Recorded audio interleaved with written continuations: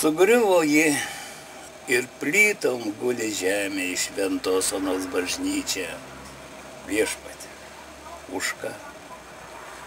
Net nejautęs būčiau šios nelaimės, jei manęs nebūtų ištikusi sapne. Dabar žinau, kaip net šventovės griūna, norėjau sieną rankomis dar prilaikyti, bet kam tos rankos, jei drąsos pritrūksta, jeigu taip norisi sveikam, gyvam išlikti.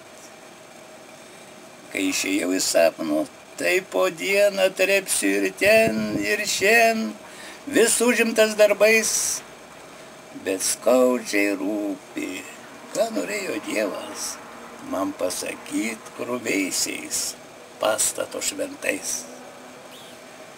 Kai Dievas griauna sapnuose savo namus, kaip sužinoti, ar man, ar sau jis toks rūstus.